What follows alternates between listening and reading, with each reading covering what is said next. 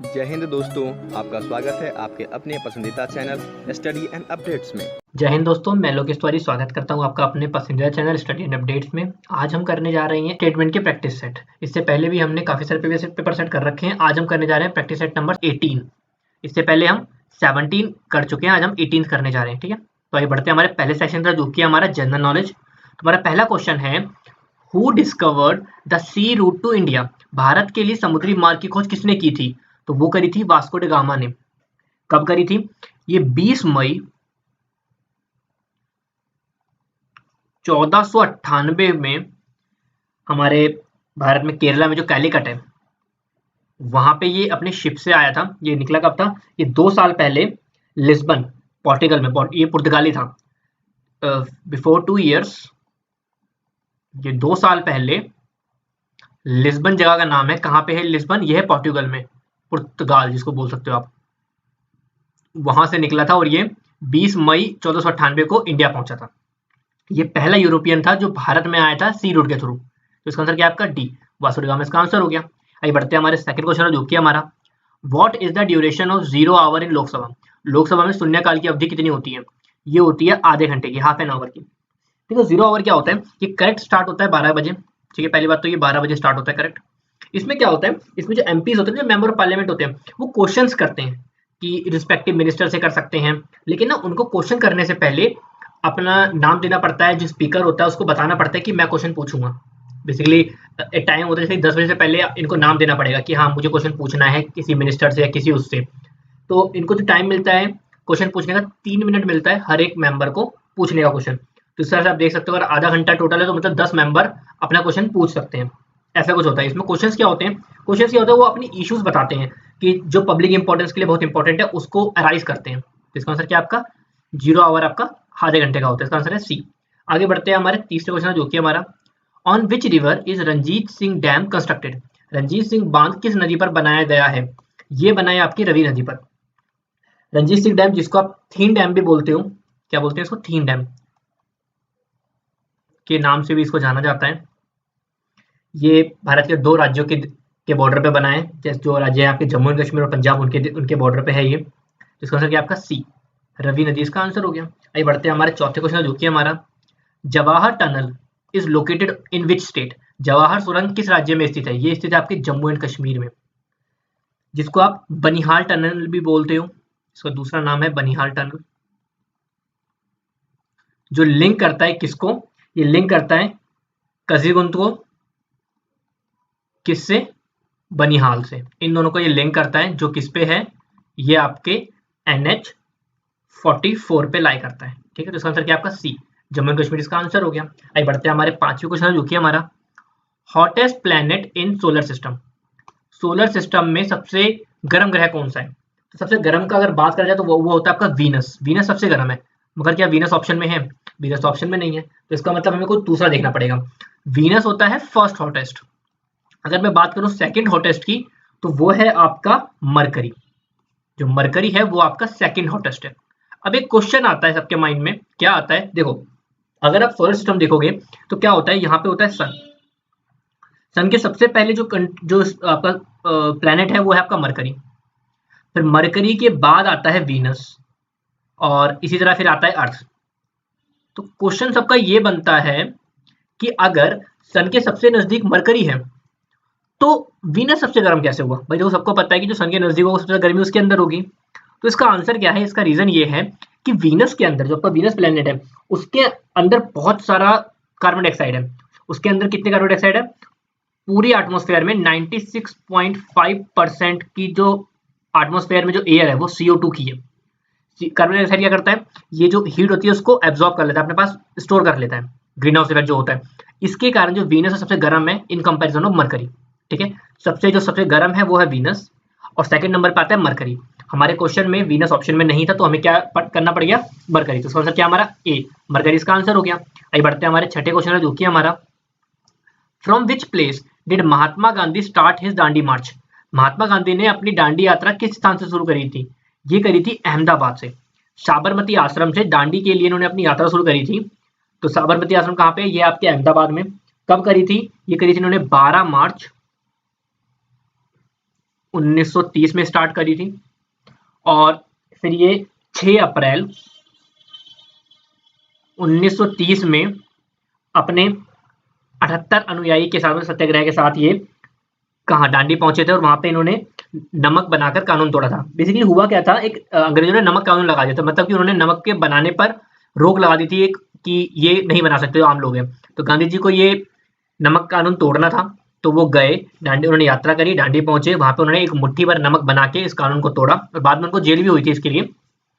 तो इसका आंसर क्या है आपका बी, अहमदाबाद में इससे स्टार्ट हुई थी, इसका आंसर है बी, अहमदाबाद। आगे बढ़ते हैं, 7वां क्वेश्चन जो कि हमारा the capital of Indonesia is, Indonesia की राजधानी है। देखिए सबसे पहले अगर बात करूं इंडोनेशिया की कैपिटल, अगर मैं आज आप गूगल पर जाकर सर्च करोगे कि इंडोनेशिया कैपिटल क्या है, तो वो इनमें से कोई ऑप्शन में नहीं है। इंडोनेशिया की जो प्रेजेंट जो कैपिटल है वो है आपकी नुसांतारा, नुसांतारा। अब आप बोलोगे कि ऑप्शन में तो ये है ही नहीं और कहीं पे ऑप्शन में नन ऑफ दीज भी नहीं है, तो फिर हम क्या टिक करें। देखिए क्या था, नुसांतारा इंडोनेशिया की नई कैपिटल है, अभी 2 साल पहले ही बनी है। इससे पहले जो कैपिटल थी वो थी जकार्ता। जकार्ता इंडोनेशिया की पहले कैपिटल थी। 2019 के बाद नुसांतारा को नई राजधानी के नाम पे लिया गया था, शिफ्ट कर दिया गया था मतलब। तो अभी भी हम अगर ऑप्शन आता है तो हमें जकार्ता करना पड़ेगा, बट आपको पता होना चाहिए, ये आपके करंट अफेयर के लिए क्वेश्चन हो गया, जीके के लिए क्वेश्चन हो गया कि जो इंडोनेशिया कैपिटल है वो शिफ्ट हो गई है जकार्ता से नुसांतारा। तो इसका आंसर क्या है, ए, जकार्ता इसका आंसर हो गया। आगे बढ़ते हैं, 8वें क्वेश्चन जो कि हमारा which is the world's longest river, विश्व की सबसे लंबी नदी कौन सी है। तो विश्व की सबसे लंबी नदी है वो आपकी नील नदी। मैं आपको लेंथ बताता हूँ कितनी है, तो इसे आपको याद रखा जाएगा। जो नील नदी है उसकी लेंथ है 6650 किलोमीटर। इसी तरह सेकंड नंबर पे आती है अमेज़न, और अमेज़न की जो लेंथ है वो है 6400 किलोमीटर। इसके बाद ऐसा नहीं है कि जो मैं ऑप्शन बताता हूँ, ऑप्शन में कॉन्गो भी है, तो कॉन्गो की जो लेंथ है, कॉन्गो 3rd नंबर पे नहीं आती, कॉन्गो आपकी 5th या 6th नंबर पे आती है, बट ऑप्शन में आपको पता होना चाहिए। कॉन्गो की जो लेंथ है वो है आपकी 4700 किलोमीटर। और अगर बात करोगे गंगा रिवर की, तो गंगा की जो लेंथ है वो है आपकी 2510 किलोमीटर। तो नील नदी सबसे लंबी 6650 किलोमीटर की लेंथ है, तो इसका आंसर क्या हुआ आपका सी, नील इसका आंसर हो गया। आगे बढ़ते हैं हमारे 9वें क्वेश्चन पर जो कि हमारा where is the largest lake of the world, विश्व की सबसे बड़ी झील कौन सी है। वो है आपकी कैस्पियन। कैस्पियन सी भी है और कैस्पियन लेक भी है, कंफ्यूज नहीं होना, दोनों एक ही चीज है। कैस्पियन सी है, इसको जो अगर मैं सरफेस एरिया की बात करूँ तो इसका कुल जो क्षेत्रफल कितना है, तो जो इसका सरफेस एरिया है वो लगभग 3,71,000 किलोमीटर स्क्वायर में फैला हुआ है। ठीक है, इसकी लेंथ की बात करूं, जो इसकी लेंथ है कैस्पियन लेक की वो है आपकी 7,000 किलोमीटर की। ये कौन कौन सी कंट्रीज कवर करता है, ये कई सारी कंट्रीज कवर करता है, जैसे कि आपका ईरान, अजरबैजान, इसी तरह रशिया, कजाकिस्तान,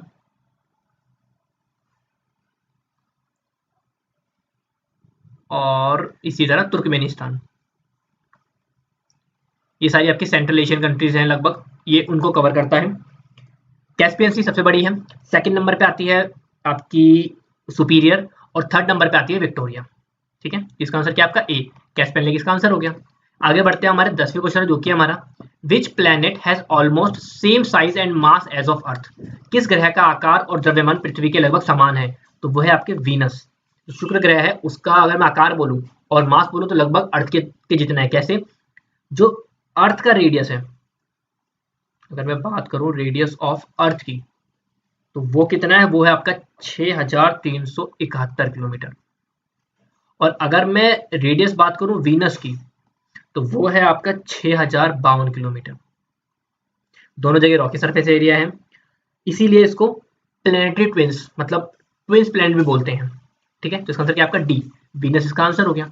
आगे बढ़ते हैं हमारे 11वें क्वेश्चन जो कि हमारा Pichola lake is in which Indian city, Pichola झील भारत के किस शहर में है। यह है आपके उदयपुर में। उदयपुर कहाँ पे है, उदयपुर आपके राजस्थान में, आपको पता ही जी।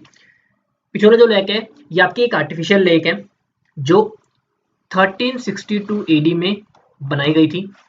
ये बहुत फेमस टूरिस्ट स्पॉट है उदयपुर में लोगों के द्वारा। इसका आंसर क्या आपका बी, उदयपुर इसका आंसर हो गया। आइए आगे बढ़ते हैं हमारे 12वें क्वेश्चन जो कि है हमारा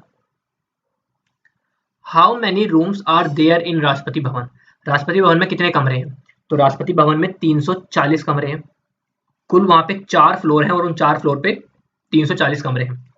राष्ट्रपति भवन में ही आपके मुगल गार्डन में बहुत बड़ा गार्डन है, बहुत बड़ा एरिया है, जहाँ पे एक टाइम आता है जिसमें लोग जाके देख भी सकते हैं, उसमें अच्छे-अच्छे फूल खिलते हैं। तो इसका आंसर क्या है आपका ए, 340 कमरे राष्ट्रपति भवन में है।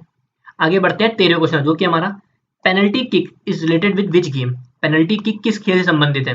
तो ये आपके फुटबॉल से है। ये कब स्टार्ट हुई थी? ये इंट्रोड्यूस हुई थी 1891 में। इसमें क्या होता है बेसिकली, ये अवार्ड किया जाता है अटैकिंग टीम को जब बहुत ज़्यादा सीरियस फॉल करे जाते हैं। इसमें क्या होता है बेसिकली, जो पर्सन होता है वो किक करेगा बॉल को गोल से 12 यार्ड की दूरी पर, मतलब जैसे ये आपका गोल है तो यहाँ से 12 यार्ड की दूरी पर जो आपका किकर है वो खड़ा होगा और वो बॉल को किक करेगा। यहाँ पे टीम खड़ी होगी, ठीक है। इसका आंसर क्या आपका सी, फुटबॉल इसका आंसर हो गया। आगे बढ़ते हैं हमारे 14वें क्वेश्चन में, जो कि हमारा which is the capital of Jharkhand? Jharkhand की राजधानी कौन सी है? वो है आपकी रांची। रांची झारखंड की राजधानी है। झारखंड आपके सन 2000 में बना था बिहार से अलग होकर, उस टाइम पे इसकी राजधानी रांची रखी थी और अभी भी यही है। रांची की बात करूं तो रांची को सिटी ऑफ वाटरफॉल के नाम से भी जाना जाता है, बहुत रेफर है। इसका आंसर क्या आपका सी, रांची इसका आंसर हो गया। आगे बढ़ते हैं हमारे 15वें क्वेश्चन, जो कि हमारा who gave the slogan of जय जवान जय किसान? जय जवान जय किसान का नारा किसने दिया था? ये आप सबको पता ही होगा, ये दिया था कि श्री लाल बहादुर शास्त्री जी ने। लाल बहादुर शास्त्री जी आपके भारत के दूसरे प्रधानमंत्री थे। इन्होंने ये कब दिया था? इन्होंने ये दिया था 1965 में, जब हमारा भारत पाकिस्तान का वॉर चल रहा था। उस टाइम पे इन्होंने ये दिल्ली के रामलीला मैदान में ये स्लोगन को दिया था। तो इसका आंसर क्या आपका बी, बी इसका आंसर हो गया। तो यहाँ हमारा सेक्शन ए जनरल नॉलेज खत्म होता है। दोस्तों, यदि आप अग्निवीर की तैयारी कर रहे हैं और आपको फ्री पीडीएफ चाहिए तो बिल्कुल उपलब्ध है। आप इसे फ्री में डाउनलोड कर सकते हैं अपने फ़ोन के द्वारा, लैपटॉप के द्वारा। कैसे करेंगे? आपको क्या करना है, अग्निवीर पीडीएफ पे क्लिक करना है। पीडीएफ पे क्लिक करते ही आपको ये पेज खुल जाएगा। इस पेज में आप आएंगे, जैसे ट्रेडमैन का डाउनलोड करना है ना, तो ट्रेडमैन पे चलेंगे। देखिए, tradesman, Agniveer tradesman 8th and 10th base PDF. यहाँ पर दो चीज़ दिया गया है, एक प्रैक्टिस सेट का दिया गया है, ठीक है, जो कि ऑनलाइन मॉक टेस्ट है, और दूसरा आपका पीडीएफ का दिया गया है। तो आपको पीडीएफ वाले पे क्लिक करना है। जैसे ही आप इस पे क्लिक करेंगे, ये आपको इस प्रकार से खुल जाएगा, ठीक है। यहाँ पर आप सारे पीडीएफ्स को डाउनलोड कर सकते हैं, ठीक है। जैसे आपको इसका डाउनलोड करना है तो आप क्या करेंगे, इस पे क्लिक करेंगे और यहाँ से आप पीडीएफ डाउनलोड कर पाएंगे। यदि फोन में कर रहे हैं तो क्लिक करते ही डाउनलोड हो जाएगा। यदि लैपटॉप में कर रहे हैं तो ये देखिए, इस एरो बटन से आप डाउनलोड कर सकते हैं और सेव कर लीजिए, पीडीएफ आपका डाउनलोड हो जाएगा, ठीक है। आइए बढ़ते हैं सेक्शन बी की तरफ, जो कि आपका जनरल इंटेलिजेंस। तो हमारा 16वां क्वेश्चन है, select the option that is related to the third word in the same way as the second word in the first word. उस विकल्प का चयन करें जो तीसरे शब्द से उसी प्रकार संबंधित है जैसे दूसरा शब्द पहले शब्द से। देखिए, कार का है ड्राइवर, तो एरोप्लेन का क्या होगा? कार को चलाता है ड्राइवर, एरोप्लेन को चलाता है आपका पायलट। तो इसका आंसर क्या है आपका सी, पायलट इसका आंसर हो गया।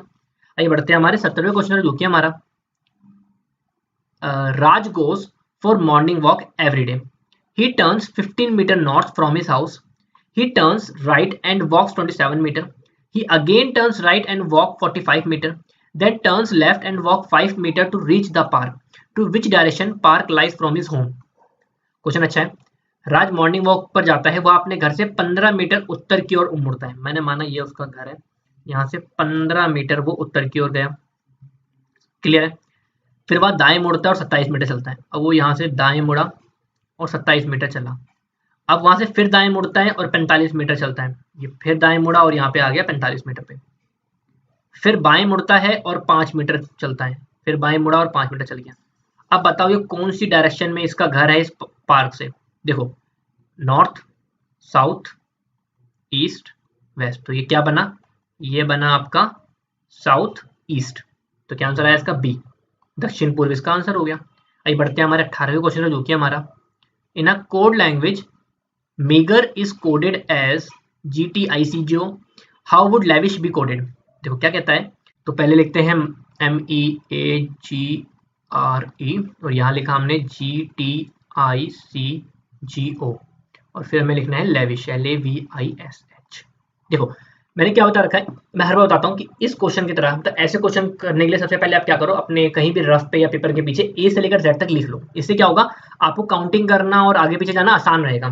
तो हम आसान करते हैं। देखिए पैटर्न क्या बन रहा है, ई से देखो जी, कितना गैप है? 1 का गैप है, एफ का। आर एस छोड़ दो, टी का गैप है। G, H छोड़ो I का गैप है, A, B छोड़ो C का गैप है।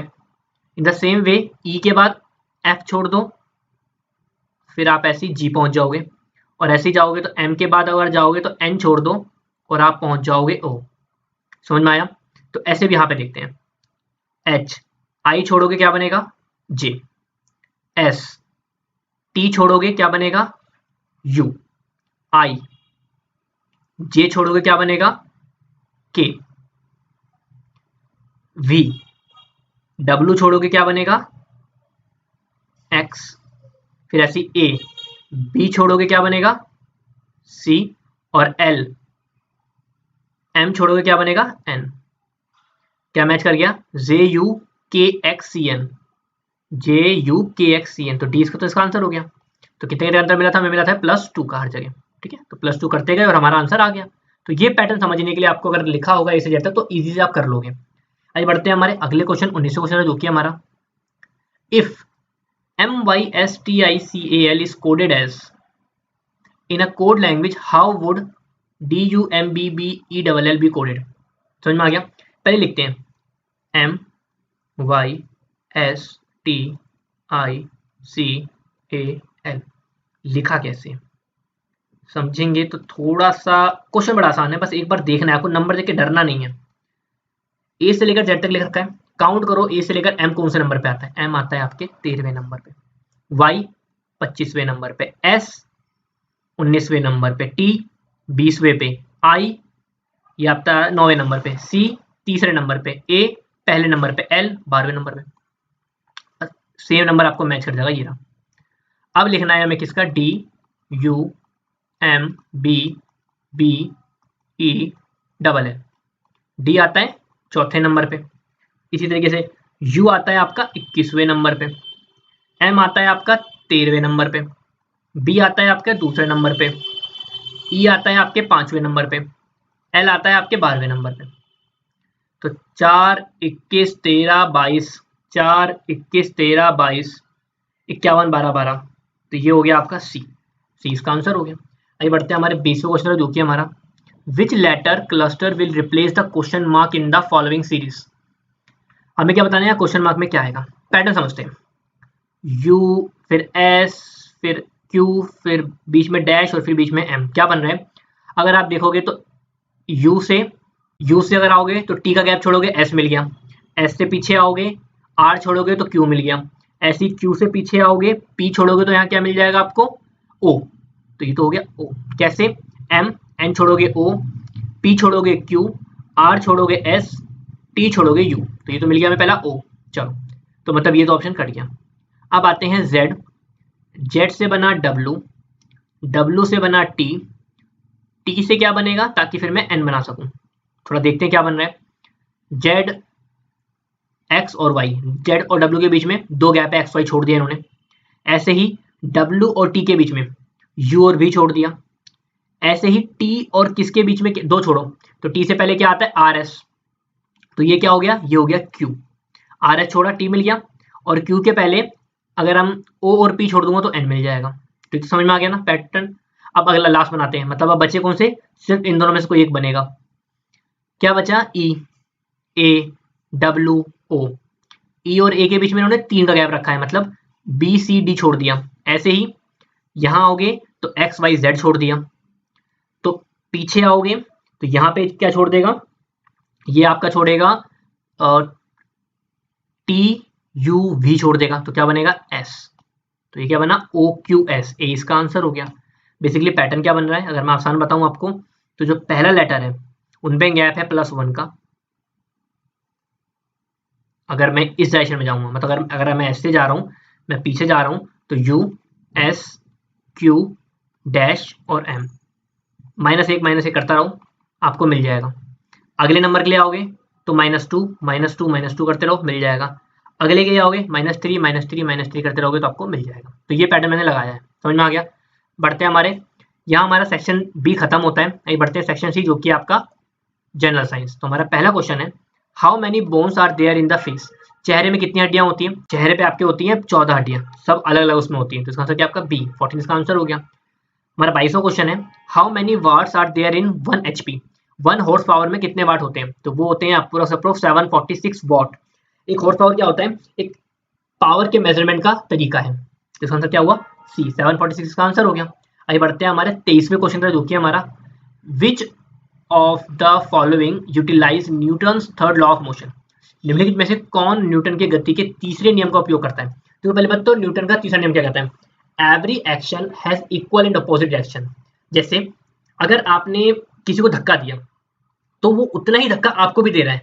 बेसिकली अगर मैं एक दीवार को धक्का लगा रहा हूँ तो अगर मैं उसके पास 10 न्यूटन से धक्का लगा रहा हूँ तो वो मुझे भी 10 न्यूटन से धक्का लगा रहा है, इसलिए मुझे थकान हो रही है, मुझे कमजोरी लग रही है, ऐसा इसलिए होता है। तो ऐसा कौन सा इनमें से ऑप्शन जो थर्ड लॉ ऑफ मोशन का एक तरह से एग्जाम्पल है? तो वो है आपका स्पेस रॉकेट।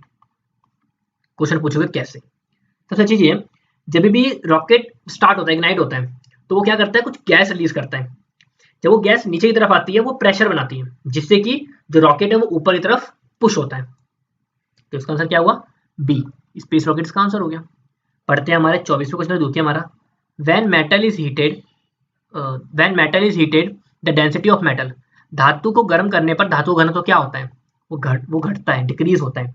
क्यों? क्योंकि जैसे ही उसको गर्म करोगे, गर्म करने पर क्या होता है? उसका वॉल्यूम बढ़ता है, उसका फैलाव बढ़ता है, जिससे क्या होता है? उसकी डेंसिटी गिर जाती है, क्योंकि जो इंटरमोलिकुलर स्पेस होते हैं वो बढ़ जाते हैं। तो इसका आंसर क्या है? सी, डिक्रीज इसका आंसर हो गया। आइए बढ़ते हैं हमारे 25वें क्वेश्चन, जो कि हमारा the branch of the science dealing with the study of human skin. मानव त्वचा के अध्ययन से संबंधित विज्ञान की शाखा, उसको क्या बोलते हैं? वो होती है डर्मेटोलॉजी। त्वचा विज्ञान, नाम से पता चल गया, त्वचा से त्वचा विज्ञान। इसका आंसर क्या आपका? डी, डर्मेटोलॉजी इसका आंसर हो गया। आइए बढ़ते हैं हमारे 26वें क्वेश्चन, जो कि हमारा mica is a form of. अवरत क्या है? ये एक तरह का मिनरल होता है, एक तरह का खनिज है। मिका क्या होता है? मिका आपके ग्रेनाइट्स या पैगमाइटाइट्स में पाया जाता है। मिका आपने कैपेसिटी देखा होगा, वो मिका से बनता है। इसका आंसर क्या आपका? ए, मिनरल इसका आंसर हो गया। आइए बढ़ते हैं हमारे 27वें क्वेश्चन, जो कि हमारा जीन्स आर लोकेटेड ऑन। जो जीन्स होते हैं वो कहाँ स्थित होते हैं? वो होते हैं आपके क्रोमोसोम्स में। क्रोमोसोम्स क्या होते हैं? क्रोमोसोम्स एक बहुत बड़ी डीएनए की चेन से मिलकर बने होते हैं, जिसके अंदर बहुत सारे जीन्स होते हैं। इसका आंसर क्या होगा आपका? बी, क्रोमोसोम्स का आंसर हो गया। आइए बढ़ते हैं हमारे 28th क्वेश्चन, जो कि हमारा leaves are green due to presence of.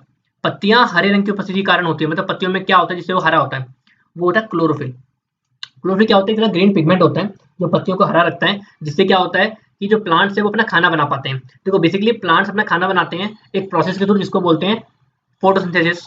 Plants अपना खाना बनाते कहाँ है? वो बनाते हैं लीव्स पे, पत्तों पर, जिसको आप किचन ऑफ द प्लांट भी बोलते हो। तो इसका आंसर क्या आपका? बी, क्लोरोफिल इसका आंसर हो गया। यहाँ थोड़ी सी मिस्टेक हो गई है, यहाँ पे ए और बी में क्लोरोफिल सेम ऑप्शन आ गया। इसको आप, ये क्रोमोफिल था, क्रोमोफिल था ये, तो इसको ठीक कर लीजिएगा, जिसका आंसर क्लोरोफिल है। तो ये बढ़ते हैं हमारे 29वें क्वेश्चन, जो कि हमारा insulin is use to cure which disease. Insulin का उपयोग किस रोग को ठीक करने के लिए किया जाता है? वो होता है आपका डायबिटीज, मधुमेह। डायबिटीज में क्या होता है कि बेसिकली शुगर लेवल बढ़ जाता है, तो जो इंसुलिन होता है ये आपकी बॉडी का ब्लड शुगर लेवल कंट्रोल करता है। इसका आंसर क्या आपका? सी, सी इसका आंसर हो गया। आइए बढ़ते हैं हमारे 30वें क्वेश्चन का, जो कि हमारा एड्स इफेक्ट। एड्स किसको इफेक्ट करता है? पहली बात तो एड्स की फुल फॉर्म क्या है? ये होती है आपके acquired immune deficiency syndrome. HIV से फैलती है एड्स। नाम से पता चल गया, एक्वायर्ड इम्यून डेफिशिएंसी सिंड्रोम, तो इम्यून तो ये आ गया। इसका ऑप्शन क्या है? B, immune system of human body. AIDS जो है आपके बॉडी के इम्यून सिस्टम, जो कि आपके प्रतिरक्षा प्रणाली है, उसको अफेक्ट करता है। इम्यून सिस्टम क्या होता है कि आपकी बॉडी कितना बाहर जो डिजीज है उससे लड़ सकती है, तो उसको बोलते हैं इम्यून सिस्टम। तो उसको ही अफेक्ट करती है, जिससे कि बंदा बड़ी जल्दी बीमार पड़ जाता है। इसका आंसर क्या आपका? बी, बी इसका आंसर हो गया। आइए बढ़ते हैं हमारे 31वें क्वेश्चन, जो कि हमारा एनिमल और प्लांट लिविंग इन और another and getting nourishment from it is called. दूसरे में या उस पर रहने वाले, उससे पोषण प्राप्त करने वाले जंतु या पौधे कहलाते हैं पैरासाइट्स, परजीवी। ये क्या होते हैं? ये बेसिकली इनके पास अपना रहने के लिए घर नहीं होता, ये किसी और के उस पे घर पे रहते हैं और उसको ये बदले में खाना देते हैं एक तरीके से। जैसे अगर मैं इसको एग्जांपल बताऊं तो पैरासाइट्स क्या होंगे? आपने कुछ प्लांट्स देखे होंगे, कुछ ट्रीज देखे होंगे, जिसपे ना हरे कलर की बड़ी बड़ी डालियां से लटक रही होंगी, वो पैरासाइट्स होती हैं, क्योंकि उनके पास अपना घर नहीं होता तो वो उन पे रहते हैं। तो इसका आंसर क्या आपका? सी, पैरासाइट्स का आंसर हो गया। बढ़ते हैं हमारे 32वें क्वेश्चन, जो कि हमारा bronchitis is a disease of. Bronchitis एक बीमारी है किसकी? ये है आपकी रेस्पिरेटरी ट्रैक्ट की। जो आपकी श्वसन प्रणाली होती है, श्वसन तंत्र होता है, उसमें लंग्स से होते हुए ना उसके अंदर कई सारे ब्रोंक्यूल्स और ब्रोंक्लाई होती हैं। ये स्ट्रक्चर होता है कई चीज़ का। तो ये आपकी ब्रोंकाइटिस होती है। ये बीमारी आपकी रेस्पिरेटरी ट्रैक्ट में होती है। तो इसका आंसर क्या आपका डी। डी इसका आंसर हो गया। आइए बढ़ते हैं हमारे 33वें क्वेश्चन जो कि हमारा न्यूक्लियर फ्यूजन अकर्स इन। नाभिकीय संलयन कहाँ होता है? ये होता है आपके हाइड्रोजन बॉम्ब में। पहली बात है न्यूक्लियर फ्यूजन होता क्या है? इसमें बेसिकली दो या दो से ज्यादा स्मॉल न्यूक्लियाई कंबाइन होते हैं एक सिंगल लार्ज न्यूक्लियाई बनाने में। इसको बोलते हैं न्यूक्लियर फ्यूजन। फ्यूज होना मतलब मिल जाना। और एक होता है न्यूक्लियर फीजन, वो अलग होना, टूटना। याद रखना, नाम में बड़ा कंफ्यूजन होता है। फ्यूजन मतलब जुड़ना और फीजन मतलब टूटना। तो यहाँ पे फ्यूजन है, जुड़ेगा, हाइड्रोजन बॉम्ब में होता है। इसका आंसर क्या है आपका बी। आइए बढ़ते हैं 34वां क्वेश्चन जो कि हमारा which instrument is use to see heavenly bodies. आकाशीय पिंडों को देखने के लिए किस यंत्र का उपयोग करते हैं? आप सोचो मैं यहाँ बैठा हूँ, अपने मतलब अपने घर में हूँ, बालकनी में खड़ा हूँ और मुझे ऊपर आसमान में कुछ देखना है, तो मैं क्या इस्तेमाल करूंगा? वो मैं इस्तेमाल करूंगा टेलीस्कोप। आसमान में, आकाश में आपको देखना हो स्टार्स, प्लैनेट्स या मतलब ऐसी चीजें देखनी हो तो उसके लिए आप टेलीस्कोप का इस्तेमाल करते हो। तो इसका आंसर क्या आपका बी। टेलीस्कोप इसका आंसर हो गया। आइए बढ़ते हैं हमारे 35वां क्वेश्चन का जो कि हमारा the main gas causing green house effect is. Green house प्रभाव पैदा करने वाली मुख्य गैस कौन सी है? वो है आपकी कार्बन डाइऑक्साइड। अभी याद होगा हमने ऊपर एक क्वेश्चन किया था कि वीनस सबसे ज्यादा गर्म क्यों है? क्योंकि उसके अंदर 96.5% कार्बन डाइऑक्साइड है, इसके कारण वो बहुत ज्यादा गर्म रहता है। तो ग्रीन हाउस इफेक्ट करने के लिए कार्बन डाइऑक्साइड डिपेंडेंट है। होता क्या है कि अगर कार्बन डाइऑक्साइड की मात्रा बढ़ जाती है एनवायरमेंट में, एटमॉस्फेयर में, तो वो क्या करता है, वो गर्मी क्रिएट करता है। क्योंकि ये क्या करता है ना, ये हीट को स्टोर कर लेता है। इसके कारण ग्रीन हाउस इफेक्ट होता है। तो इसका आंसर आपका डी, कार्बन डाइऑक्साइड इसका आंसर हो गया। यहाँ हमारा सेक्शन सी जनरल साइंस खत्म होता है। दोस्तों, आप सभी की सुविधाओं का ख्याल रखते हुए अग्निवीर एग्जाम के लिए ऑनलाइन मॉक टेस्ट सीरीज दिया गया है जो कि बिल्कुल मुफ्त है। और वहां पर जाने के लिए आप studyupdates.in पे आएंगे। .in पे आने के बाद जैसे ही आप Agniveer online mock test series के पेज पर आएंगे, आपको ये सभी चीजें देखने को मिलेगी। ठीक है, इनमें से जैसे आपका ट्रेडमेन का है तो ट्रेडमेन का आप ओपन करेंगे और देखेंगे कि आपको बहुत सारे ट्रेडमेन के ऑनलाइन मॉक टेस्ट सीरीज दिए गए हैं। जैसे चलिए मैं कोई भी सेट खोल लूं, जैसे ये आपका प्रीवियस ईयर है और मैं सेट फर्स्ट खोल लेता हूं। जैसे ही मैं इसे ओपन करूंगा, ये टेस्ट सीरीज आपको इस प्रकार से आ जाएगा। ठीक है, अब जैसे यहाँ पर पहला प्रश्न दिया गया है, who gave the slogan Swaraj is my birth right and I will have it. Swaraj मेरा जन्मसिद्ध अधिकार है और मैं इसे लेकर रहूंगा। ये नारा किसने दिया था? ये नारा बाल गंगाधर तिलक ने दिया था। ठीक है, मैं इसको सिलेक्ट करता हूं और मैंने 50 में से एक क्वेश्चन का उत्तर दिया है। ठीक है, और जैसे ही मैं नीचे जाऊंगा, नीचे सबमिट करने का ऑप्शन है। आप जितना चाहे उतने आंसर सबमिट कर सकते हैं। और सबमिट करने के बाद आप देखेंगे, जैसे ही आप इस बटन पे क्लिक करेंगे फिनिश पे, यदि आपने सही उत्तर दिया है तो आपको यहाँ पर दे देगा। जैसे मैंने एक प्रश्न का सही सही उत्तर दिया और जो सही उत्तर रहेगा उसमें आपको ग्रीन कलर आ जाएगा। ठीक है, गलत होगा तो रेड आ जाएगा। और इस प्रकार से आपको बता देगा कि आपने 100% में से कितने परसेंट मार्क्स प्राप्त किए। ठीक है, आइए बढ़ते हैं सेक्शन डी की तरफ जो कि आपका मैथमेटिक्स।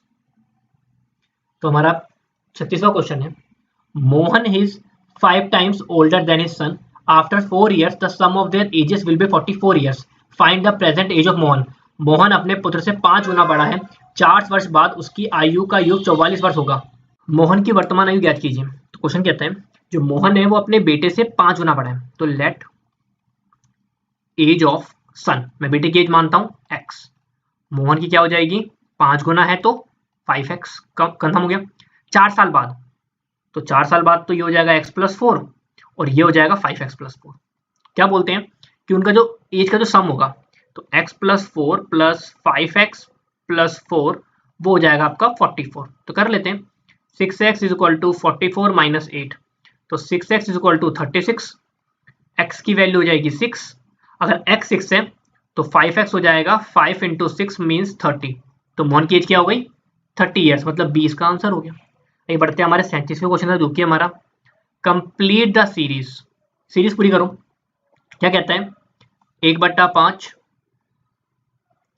3/7, 6/11, 10/19। अगला बताओ। गैप देखो क्या है ये? 2, 4, फिर आया 8, अगला गैप होगा 16 का। 2, 4, 8, 16, तो 19 में 16 ऐड करोगे तो 35। तो हमारे आंसर तो हमें मिल गया, बट हमें कंफर्म भी करना है। 1, 3 गैप हुआ आपका कितने का? 2 का। 3, 6 3 का। 4 का 5 का गैप तो 15। क्या आंसर हुआ? डी, कंफर्म हो गया। आगे बढ़ते हैं हमारे 38वें क्वेश्चन जो कि हमारा the square root of which of the following is a rational number. निम्नलिखित में से किसका वर्गमूल एक परिमेय संख्या है? तो देखो, पहली बात तो इनमें से किसका मैं स्क्वायर रूट निकाल सकता हूँ? क्या मैं 0.4 का स्क्वायर रूट निकाल सकता हूँ? नहीं निकलेगा। क्यों? क्योंकि 2 का स्क्वायर होता है 4 और 0.2 का स्क्वायर होता है 0.04, तो निकलेगा ही नहीं। ऐसे ही अगर मैं 0.09 का निकालूंगा तो क्या निकलेगा? निकल जाएगा, वो है आपका 0.3, जिसको आप बोल सकते हो 3/10। तो ये तो रैशनल नंबर बन गया। 0.5 का, 9 का नहीं निकलेगा। 0.025 का भी नहीं निकलेगा। क्यों? क्योंकि 0.5 का अगर मैं स्क्वायर करता हूँ तो वो हो जाएगा आपका 0.25। तो इसलिए इसका आंसर क्या है आपका? बी, 0.09 इसका आंसर हो गया। आइए बढ़ते हैं हमारे 39 क्वेश्चन जो कि हमारा द HCF ऑफ 476, 1386, 1246 इज। आपको इसका HCF निकालना है। तो कैसे निकालेंगे? हम एक काम करते हैं, दो नंबर को मैं निकालता हूँ मेथड से। तो मैं करने के जा रहा हूँ, मैं 476 को निकालूंगा किससे? 1386 से। ये HCF का डिविजन वाला मेथड है, थोड़ा बड़ा मेथड है, सबसे आसान लगता है ये और जल्दी हो भी जाता है इससे हमारा काम। तो कैसे निकालेंगे? अगर मैं इसको करूँगा तो ये 2 बार में जाएगा, 952 आएगा, माइनस करूँगा तो मेरा आंसर आएगा 434। फिर इस 476 को यहाँ लिखना पड़ेगा, एक बार में 434, ये बनेगा आपका 42। अब इस 434 को यहाँ लिखूँ, फिर ये आएगा 10 बार में 420, बनेगा आपका 14। अब इस 42 को लिखो, 14 तिया 42, ये गया कट, तो 14 तो इसका आंसर हो गया, मतलब इन दोनों का HCF तो हो गया 14। अब मुझे वेरीफाई करना है कि क्या 14 इसका HCF है कि नहीं है। कर लेते हैं, 14 1246। अगर आप 14 से इसको डिवाइड करोगे तो आपको दिख जाएगा कि ये आपका 89 बार में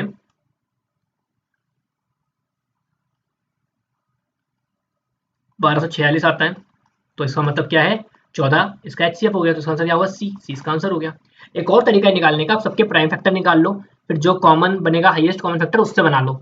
लेकिन ये डिवाइड वाला मेथड भी अगर बड़ा नंबर हो तो ये तरीका जल्दी काम करता है।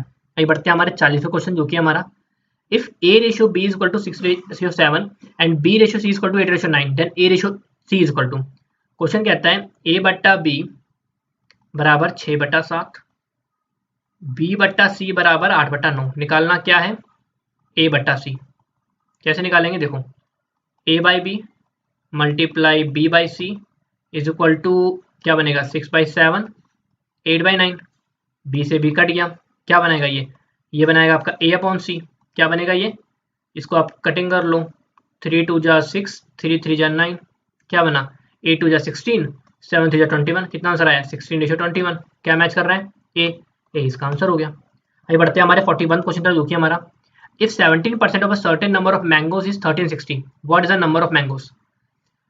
17% कुछ आमों का 1360 है, तो मैंने माना टोटल जो मेरे मैंगोज हैं वो है मेरे x।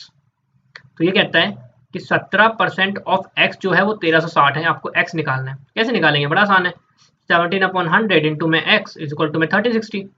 कैसे निकालते हैं? x is equal to 1360 into में 100 अपॉन पे 17।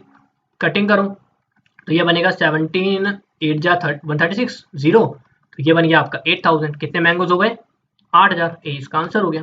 ये बढ़ते हैं हमारे 42वें क्वेश्चन की तरफ जो कि हमारा फैक्टराइज करना है आपको। किसको? 6x² माइनस 25x माइनस 14 को। कैसे करेंगे? इसको ऐसे करो, एक ऐसा नंबर सोचो, दो ऐसे नंबर मतलब जिसको मल्टीप्लाई करने पर आए 14 छिक्के 84, मतलब मल्टीप्लाई करने पर 84 आए और प्लस माइनस करने पर उसको आए 25।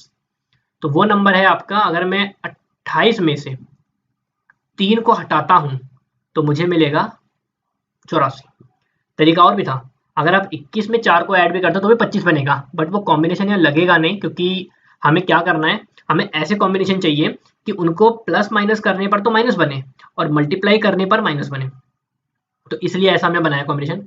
कॉमन निकालोगे तो इसमें से आप क्या कॉमन निकाल सकते हो? 2 और x कॉमन निकालोगे, बचेगा क्या? 3x माइनस में 14। इसमें से कुछ नहीं निकलेगा तो 1 कॉमन, बचेगा क्या? 3x minus 14। तो एक पेयर बना 2x प्लस 1 का और एक पेयर बना 3x माइनस 14 का। तो कौन सा मैच कर रहा है? ये मैच कर रहा है आपका सी से, इसका आंसर हुआ सी।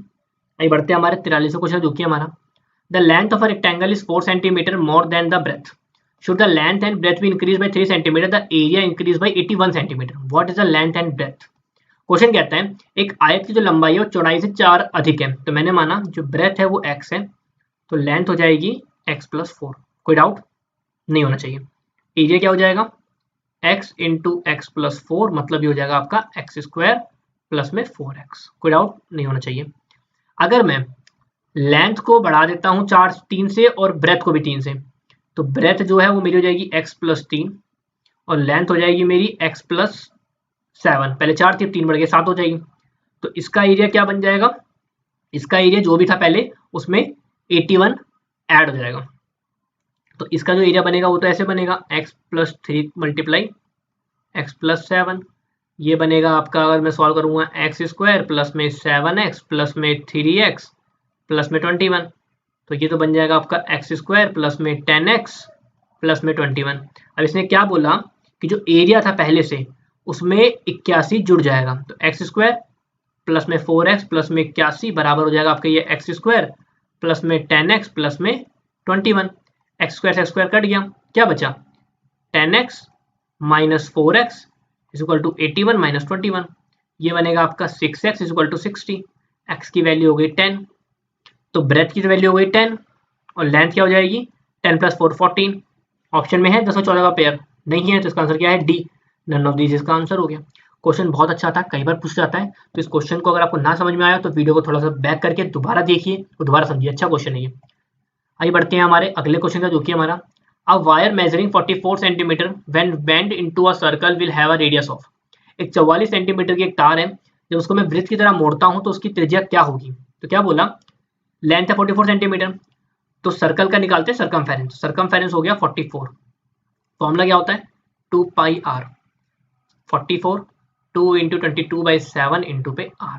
कैसे निकालेंगे, r = 44 × 7 2 × 22, कट जाएगा, क्या बचा 7 सेंटीमीटर का आंसर हो गया। इसका आंसर क्या हुआ डी। आइए बढ़ते हैं हमारे 45th क्वेश्चन जो कि हमारा if a parallelogram has an area of 128 square centimetre with the base of 60 centimetre, what will be the altitude. एक समांतर चतुर्भुज का क्षेत्रफल 128, आधार है 16, ऊंचाई निकालनी है। पहली बात तो एरिया ऑफ पैरेललोग्राम, समांतर चतुर्भुज का क्षेत्रफल क्या होता है, वो होता है b × h। ये है 128, b मुझे पता है 16, हाइट निकालनी है, तो हाइट क्या हो जाएगा 128 बट्टे पे 16, 16 × 128, कितना आंसर आया 8, 20 का आंसर। आइए बढ़ते हैं हमारे 46वां क्वेश्चन जो कि हमारा a horse is tied to a pole with 28 metre long string, find the area where the horse can graze. देखो बेसिकली ऐसे मानो ये एक घोड़ा है जिसकी जो वायर है वो लेंथ है वो 28 मीटर की है, कितना एरिया ग्रेज कर सकता है, तो कितना करेगा, बेसिकली ऐसे अगर वो पूरा घूमेगा तो ऐसे कवर करेगा, तो कितना एरिया खा सकता है वो, सिर्फ इतना, तो उसका क्या निकालेंगे एरिया निकाल लेते हैं। तो एरिया ऑफ जो सर्कल होता है वो होता है आपका πr², पाई है 22/7 और r है आपके पास 28 × 28, 7 से काटा 4 बार में, क्या बचा 22 × में 4 × में 28। इसका आंसर क्या आएगा, इसको मैं मल्टीप्लाई करूंगा तो मेरा जो आंसर आएगा वो आएगा आपका 2464। तो क्या आंसर आया इसका बी, इसका आंसर हो गया। आइए बढ़ते हैं हमारे 47वां क्वेश्चन जो कि हमारा base of a triangle is 12 centimetre and height is 5 centimetre, it's area will be. एक त्रिभुज का आधार है 12 सेंटीमीटर, ऊंचाई है 5, क्षेत्रफल निकालना है। पहली बात तो एरिया ऑफ ट्रायंगल क्या होता है, वो होता है half into base into height. Half into base है 12, हाइट है 5, 2 से काटा 6, क्या बचा 6 × 5 मतलब 30 सेंटीमीटर स्क्वायर। हमेशा याद रखिएगा, कभी भी एरिया निकालेंगे तो स्क्वायर लगाना पड़ेगा। इसका आंसर क्या होगा आपका बी, 20 का आंसर हो गया। आइए बढ़ते हैं हमारे 48वां क्वेश्चन जो कि हमारा क्या करना है, बताना है क्या आएगा 13 8 3 -2 क्या आएगा, कितने गैप है -5 का -5 का -5 का -5 तो -7, क्या आंसर आया ए। आइए आगे बढ़ते हैं हमारे 49 क्वेश्चन जो कि हमारा compound interest eight 10% on 100 rupees for 2 years. आपको क्या है कंपाउंड इंटरेस्ट निकालना है, तो फॉर्मूला क्या होता है ए इज इक्वल टू पहले अमाउंट निकालते हैं p इंटू में 1 + r/100 की पावर t। देखिए मैं तरीका थोड़ा सा मॉडर्न बताता हूँ बट बहुत जल्दी निकलता है इससे। p की वैल्यू है 100, 1 + r की वैल्यू है 10 बट्टे पे 100, पावर है तो कटिंग कर लो, क्या आएगा 100 × एलसीएम ये करोगे तो 11/10 11/10, इनसे ये कट गया, क्या आया 11 ग्राम 121, अमाउंट कितना हुआ 121। CI क्या होता है A माइनस P, 121 में से 100 हटाओ, कितना बना 21 रुपए का इंटरेस्ट मिल गया। तो क्या आंसर आया इसका, डी इसका आंसर हो गया। और बढ़ते हैं हमारे 50वां क्वेश्चन, जो कि हमारा आखिरी क्वेश्चन है। क्या कहता है क्वेश्चन, कहता है आपको निकालो a प्लस बी का स्क्वायर माइनस 4ab। तो a प्लस बी का स्क्वायर क्या होता है ए स्क्वायर प्लस पे बी स्क्वायर माइनस में प्लस में 2ab माइनस 4ab, क्या बनेगा, ये बनेगा आपका A square plus B square minus में 2ab बनेगा। ये किसका फॉर्मूला है, ये फॉर्मूला है आपके a माइनस पी के होल स्क्वायर का। तो क्या आंसर आया इसका, बी इसका आंसर हो गया। तो यहाँ हमारा आर्मी ट्रेडमैन का प्रैक्टिस सेट खत्म होता है। आपको कोई परेशानी आई हो तो कमेंट करके पूछ सकते हैं। जैसे कि मैं आपको हर वीडियो में बताता हूँ, हमने आपके लिए कुछ प्रैक्टिस सेट भी तैयार कर रखे हैं, जैसे कि आप उसका लिंक आपको डिस्क्रिप्शन में मिल जाएगा, आप उसको अटेम्प्ट कीजिए। उसमें क्या है, हमने इन्हीं क्वेश्चन को सफल करके डाला हुआ है, आपकी प्रैक्टिस अच्छी हो जाएगी। हमने नेगेटिव मार्किंग भी जोड़ दिया ताकि आप और अच्छी प्रैक्टिस कर सकें। इसके पहले भी काफ़ी सारे प्रैक्टिस सेट हैं, जिसकी वीडियोज़ का लिंक आपको डिस्क्रिप्शन में मिल जाएगा। तो मिलते हैं आपसे अगली वीडियो में, तब तक के लिए नमस्कार।